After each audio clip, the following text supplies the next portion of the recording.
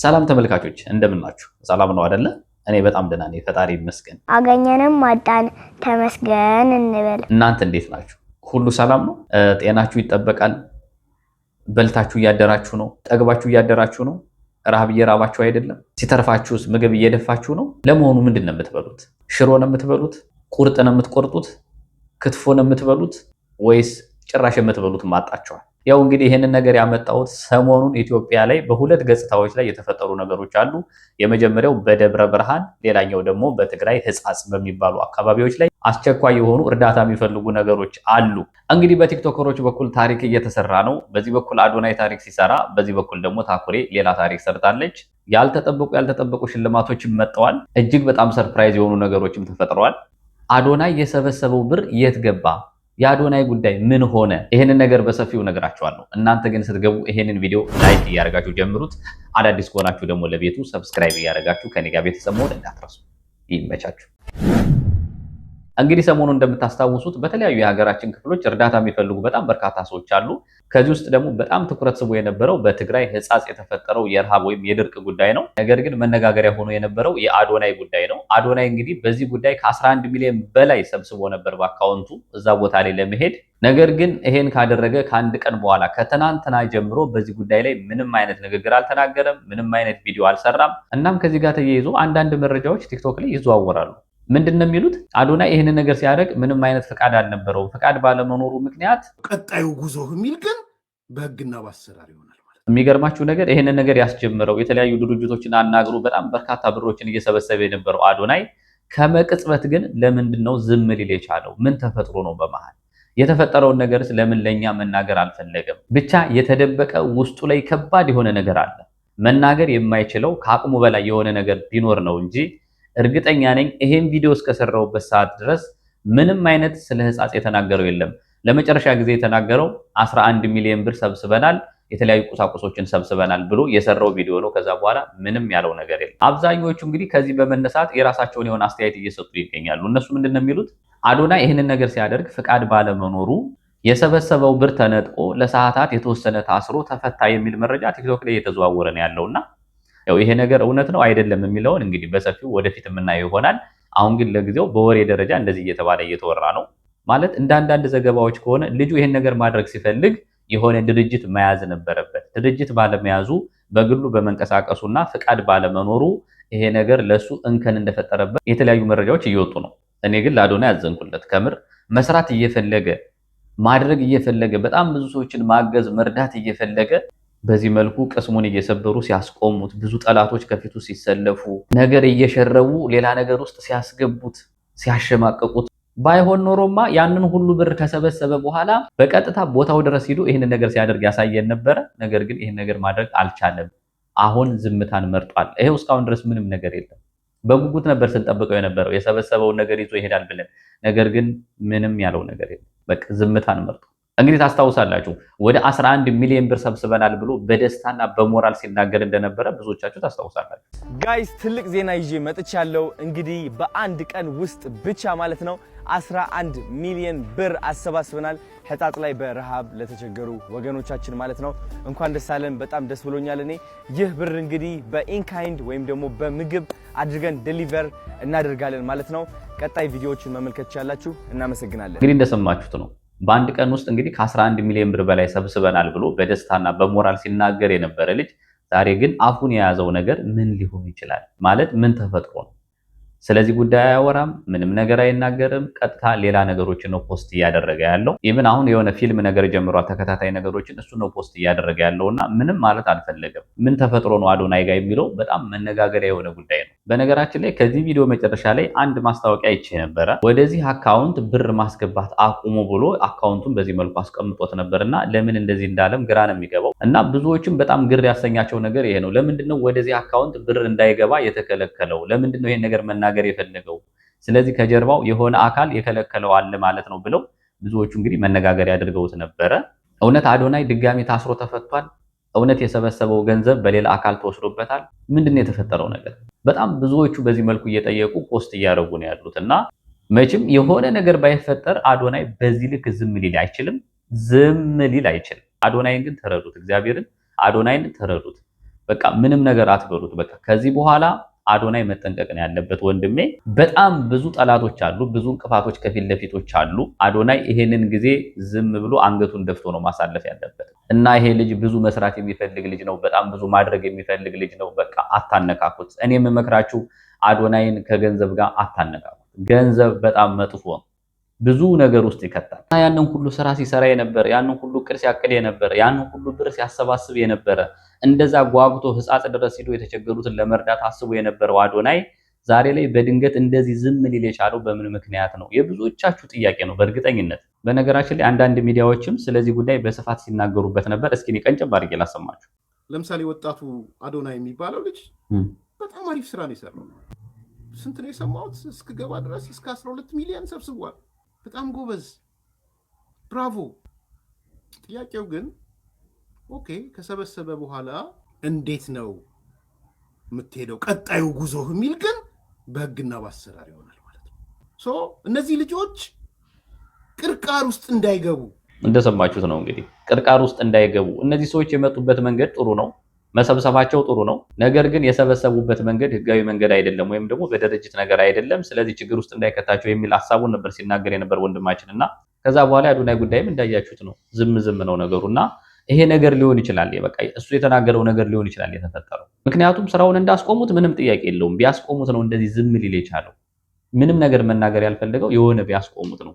ነገር ግን 11 ሚሊዮን ብሩ ተወስዷል ወይስ አልተወሰደም የሚል ጥያቄ ግን እየጠየቁ ነው የሚገኙት። ለማንኛውም ግን አዶናይ ፈጣሪ ካንተ ጋር ይሁን፣ ሌላ ምንም ልልህ አልችልም። ማንኛውም እንግዲህ በትግራይ ክልል በህፃጽ በተፈጠረው ድርቅ ወይም ደግሞ ረሃብ በጣም በርካታ ወገኖቻችን አሁን ኦልሬዲ በእርዳታ ላይ ነው ያሉት። ብዙዎቹ እየረዷቸው ነው፣ ብዙዎቹ እያገዙ ነው። በጣም በርካታ ቲክቶከሮች እዛ ቦታ ላይ ነው የሚገኙት። እዛ ቦታ ላይ ለእርዳታ ያሉ ሰዎች ግን አሁን በቀጥታ ፊታቸውን ደግሞ ወደ ደብረ ብርሃን ያዞራሉ ተብሎ ይጠበቃል።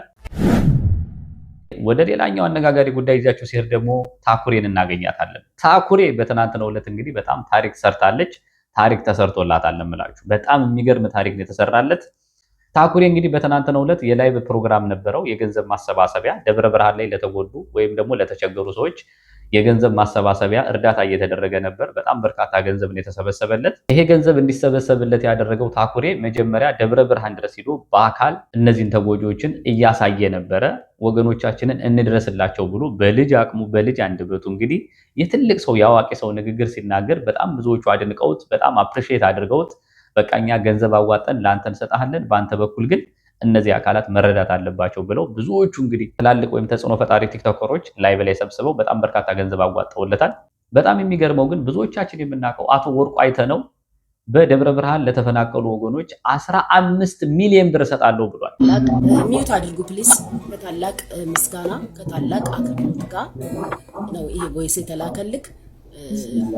ከወንድማችንም ከአባታችንም ከጋሽ ወርቁ አይተነው ነው ቮይሱን አሰማለሁ። ለአንተም ደብረ ብርሃን ይላሉ ለተቸገሩ ወገኖቻችን ነው ቮይሱ። ሁላችሁም አንድ ላይ ስሙት።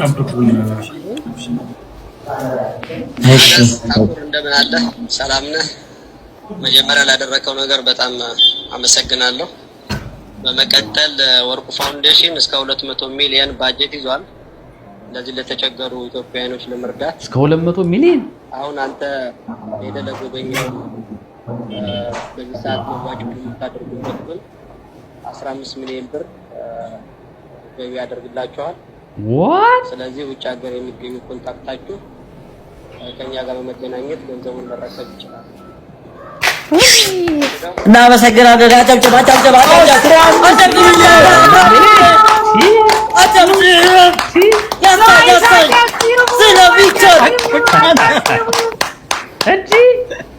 ወይኔ ወይኔ ወይኔ ስለሚቻል አልጨረስኩም። አንድ ጊዜ እንጨርሰው። ሌላም አለ፣ ሌላ ሰርፕራይዝም አለ። ከኛ ጋር በመገናኘት ገንዘቡን መረከብ ይችላል። እሺ ይሄንን ነው የምፈልገው። አንተም በተመለከተ ግን ድርጅቱ የ5 ሚሊዮን ብር መኪና ለግልህ ሸልመዋል።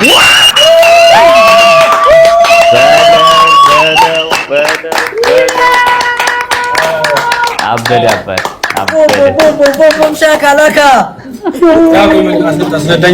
በጣም የሚገርም ነው። ግን በእውነት በጣም የሚገርም ነው። በቃ ትልቅ ሰው ማለት ይሄ ነው። በቃ በጣም ትልቅ ሰው በእውነት 15 ሚሊዮን ለተፈናቀሉ ወገኖች 15 ሚሊዮን አስባችሁታል? ለተፈናቀሉ ወገኖቻችን ይድረስ ብሎ እንግዲህ በታኩር በኩል 15 ሚሊዮን ደብረ ብርሃን ላይ ላሉ ወገኖቻችን አበርክቷል። እሱ ብቻ አይደለም 5 ሚሊዮን አንተ እንደፈለገ የምትንቀሳቀስበት መኪና ብሎ ታኩሬን እንግዲህ በህይወት ዘመኑ የመጀመሪያውን ደስታ አስደስቶታል ማለት ነው። ሰው እንደዚህ ይረዳል። የዚህ ሰውዬ ደግሞ የተለየ ነው። የአቶ ወርቁ አይተነው ደግሞ የተለየ ነው። እግዚአብሔርን በጣም የተለየ ነው። 15 ሚሊዮን ሲደመር 5 ሚሊዮን በድምሩ 20 ሚሊዮን ያወጣ። እሱ ግን በጀት የያዘው እስከ ስንት ነው? እስከ 200 ሚሊዮን በጀት ይዘናል ነው የሚለው። እስከ 200 ሚሊዮን። ለዚህ እኮ ነው ፈጣሪ ስጡ ይሰጣቸዋል የሚባለው። ብዙ ሰዎች ሲሰጡ በጥፍ ነው በረከቱ የሚጨምርላቸውና አንዳንድ በጣም ብዙ የሚሰጡ ሰዎች አሉ። ይሰጣሉ፣ ገንዘባቸው ግን አያልቅም። ግን በበረከት ስለሚመለስላቸው እዚህ ጋር ያሉ ተፈናቃዮች፣ እነዚህ ህፃናት፣ አረጋውያን፣ እናቶች፣ አባቶች የነዚህ ሁሉ ምርቃት ይደርሳል ብዬ ተስፋ አደርጋለሁ።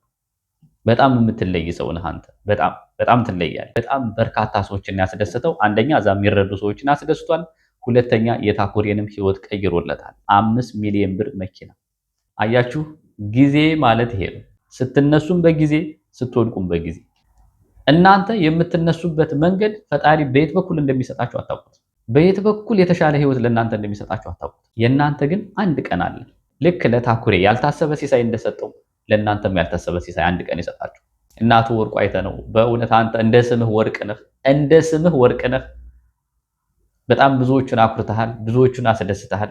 ፈጣሪ ይባርክህ፣ ከዚህ በላይም ጨምሮ ይስጥ ወንድሜ። እናም እንግዲህ ታኩሬም ባለመኪና ልትሆን ነው። የውም የዘናጭ መኪና ባለቤት ሊሆን ነው። የ5 ሚሊዮን ብር መኪና ከወርቁ አይተነው ሊሰጠው፣ ዘናጭ የሆነ መኪና። በነገራችን ላይ እዚህ ላይቭ ላይ በጣም በርካታ ታዋቂ ቲክቶከሮች ነበሩ። ከዚህ ውስጥ እንግዲህ ጆን ዳንኤልም እዚህ ላይቭ ላይ መጥቶ ለታኩሬ አንድ አንበሳ ለቆለት፣ እንዲሁም ደግሞ አሁን ህጻጽ ላይ ነው ያለሁት፣ ከህጻጽ ስመለስ ደብረ ብርሃን ላይ ቁሳቁሶችን ይዤ እመጣለሁ ብሎ ቃል ገብቷል። እንግዲህ ጆን ዳንኤል ራሱ አማን ነው። 5000 ብር። እሺ ወንድማችን እናመሰግናለን። አቡ ፋኖዬ እንኳን ደህና መጣ። እንኳን አየን ወንድማጆ አለው። እንዴት ናችሁ? እንኳን ደህና መጣ። ቴንኪው አመሰግናለሁ። በጣም ደህና ነህ? አለው። እግዚአብሔር ይመስገን። እንዴት ናችሁ? እንኳን ደስ ያለ። ቴንኪው እናቴ ሳሪ አመሰግናለሁ። ታኩሬ ሼር ያረግሽልኝን አሁን ያየሁት ወንድሜ ማናጀሬ ቀን ደውሎ አውርቶች ነበር አይደለ? አውርቶኛል አይደለ? ስለዚህ ዛሬ ገና ነው ከዛ የገባሁት፣ አላረፍኩም ሁላ እና ዛሬ ነው የሰማሁት። ይሄንን ኦልሬዲ እሱ ደውሎ አውርተዋል። በፍጥነት እህት ወንድሞቼ ናቸው እዛም ያሉት፣ መላው ኢትዮጵያ የኛ ነው። የሚያስፈልገውን ቁሳቁስና እህል ይዤ ደግሞ ወደዛ ሄዳለሁ ወንድሜ። እሺ ብሮስኪ፣ እሺ ወንድሜ እናመሰግናለን። እሺ እናመሰግናለን። ጆናችን እንኳን አየነህ። ጊፍት ይቻላል እንዴ ወይስ ብር ብቻ ነው? አዎ ጊፍት ይቻላል። ምን ይሁን? አንበሳ ይሁን? አዎ አንበሳ ይሁንልህ። ተገኝቶ ነው ይሩጥ አንበሳው ተገኝቶ ነው ይሯሯጥ አንበሳው ላይባችን ሞቅ እንዲል ጆያ አራዳ ልጅ ትለቀዋለች። አባቴ አንበሳው መጣ። ይኸው አንበሳ አገሳ ይላል። አገሳ ጆን ዳንኤል በጣም እናመሰግናለን። ከእስር ቤት ከወጣ በኋላ እንግዲህ ጆን ዳንኤል ምንም አልተቀመጠም ማለት ይቻላል። አሁን በእርዳታ ቦታዎች ላይ ነው ያለው። በትግራይ ክልል ባለው ህጻጽ ቦታ ድረስ ሂዶ የተቸገሩ ወገኖችን እየረዳ እያገዘ እስካሁን ድረስ እዛው ነው ያለው። ከዛ ቦታ ስመለስ ደግሞ ቀጥታ ደብረ ብርሃን ላይ መጥቼ ቁሳቁሶችን ይዤ ለተቸገሩ አካል አደርሳለሁ ብሏል። ስለዚህ እንዲህ ስትተባበሩ፣ እንደዚህ አንድ ስትሆኑ በጣም ደስ ይላል። ሰው ሲረዳ መርጦ አይረዳም፣ መርጦ አይለቀስም። እዛም ያለው የኛ ወገን ነው፣ እዚህም ያለው የኛ ወገን ነው። የተቸገሩትን እንደየአቅማችን መርዳት እንጂ እዛ ለምን ሄዳችሁ እዚህ ለምን ቀራችሁ የሚባል ነገር የለም። ሁሉም የኛ ሰው ነው። ሰው ስትረዱ ሃይማኖት፣ ዘር አትመርጡ። ሰው ስታግዙ ብሔር አትመርጡ። ሰው ስታግዙ ከፈጣሪ ያገኘዋለሁ ብላችሁ እንጂ ከሰው አገኘዋለሁ ብላችሁ እንዳታግዙ።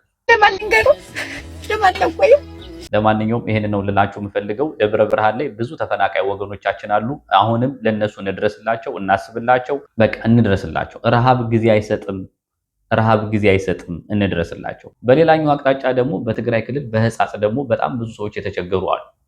በጣም ብዙ ሰዎች በረሃብ እንደዚህ ቁርምት ብለው የሚበሉት የሚቀምሱት አጠው እናቶች ልክ እንደዚህ ወድቀው ስታዩ ምን ይሰማቸዋል? እኔና እናንተ ምግብ ተርፎን እየደፋ ነው በውሃ እየተራጨን እነሱ ግን የሚጠጡት የሚለብሱት የሚቀምሱት አጣው ልክ በረሃብ እንደዚህ ኩርምት ብለው ስናያቸው ምን ይሰማናል?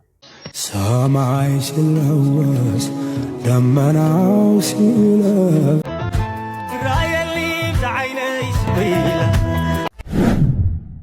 ለማንኛውም ይሄን ነው ልላችሁ የምፈልገው። ሁላችሁንም ያላሰባችሁትን እንጀራ ልክ እንደ ታኩሬ ይስጣችሁ። ታኩሬ ያልታሰበ ሲሳይ እንዳጋጠማት ለሱም ለወገኖቹም እንዳጋጠመው ለእናንተም በህይወታችሁ ያላሰባችሁትን በረከት ሲሳይ እንደዚህ ቤታችሁ ድረስ ያምጣላችሁ። በተቀመጣችሁበት ሰርፕራይዝ ያድርጋችሁ። በላይፋችሁ በህይወታችሁ ህይወታችሁን የሚያስደስት ነገር ልክ እንደ ታኩሬ እንደዚህ ሰርፕራይዝ የሚያደርግ ነገር ይስጣችሁ። ይሄን ነው ልላችሁ የምፈልገው። ሁላችሁንም ወዳችኋለሁ። ስትወጡ ቪዲዮ ላይክ እያደረጋችሁ መውጣት እንዳትረሱ። በሚቀጥለው በሌላ ቪዲዮ ተመልሼ እመጣለሁ። እስከዛው ድረስ በያላችሁበት ሰላማችሁ ይብዛል። ቻው ቻው። ይህ የድንቃ ድንቅ ዩቲዩብ ነው። ሰብስክራይብ